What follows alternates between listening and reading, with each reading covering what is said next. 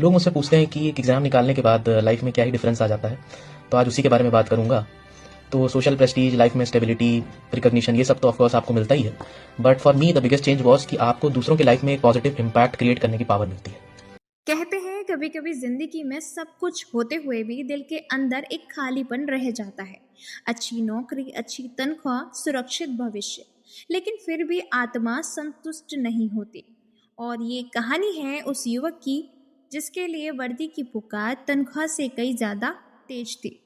लखनऊ उत्तर प्रदेश से आने वाले प्रतीक वर्मा ने बचपन से ही वर्दी का मतलब नज़दीक से देखा।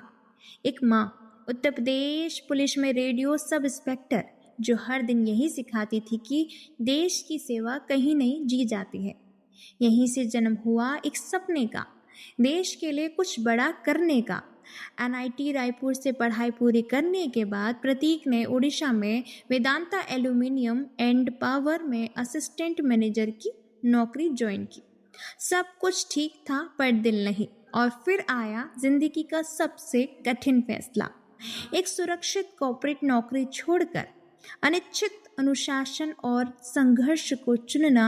दिल्ली के एक 6x8 कमरे में दिन रात की मेहनत, मानसिक दबाव और 2 बार असफलता।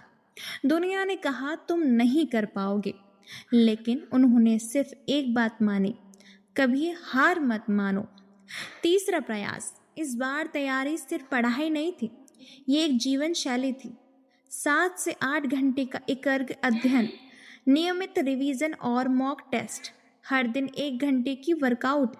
शारीरिक और मानसिक मजबूती के लिए उन्होंने 75 हार्ड चैलेंज पूरा किया। कोविड आया, माता पिता की देखभाल के लिए घर लौटना पड़ा, जिम्मेदारियां बढ़ी, दबाव बढ़ा, लेकिन हिम्मत नहीं टूटी, क्योंकि वे जानते थे लचीलापन हालत से नहीं प्रतिबद्धता से आता है। यूपीएससी सीएपीएफ असिस्टेंट कमांडेंट परीक्षा AR61, लेकिन उनके लिए सफलता सिर्फ एक रैंक नहीं थी, सफलता थी आत्मसंतोष, ईमानदारी और समाज पर सकारात्मक प्रभाव।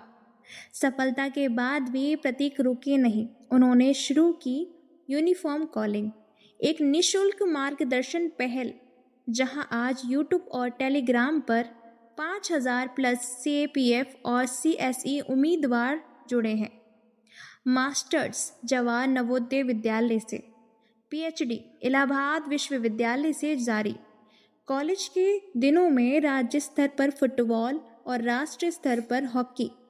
जब उनसे पूछा गया क्या CAPF ही आपका अंतिम लक्ष्य है, तो जवाब सरल था, ये तो बस एक पड़ाव है, असली लक्ष्य है ईमानदारी से देश की सेवा, एक जिम्मेदार अधिकारी बनना और अपनी यात्रा जारी रखना, जिसमें यूपीएससी सिविल सर्विसेज भी शामिल है। और जो असफल हुए हैं उनके लिए संदेश, ये परीक्षा आपकी कीमत तय नहीं करती। गिरिए, सीखिए और मजबूती से उठिए, क्योंकि सफलता तेज पहुंचने में नहीं, रुकने से इनकार करने में होती है।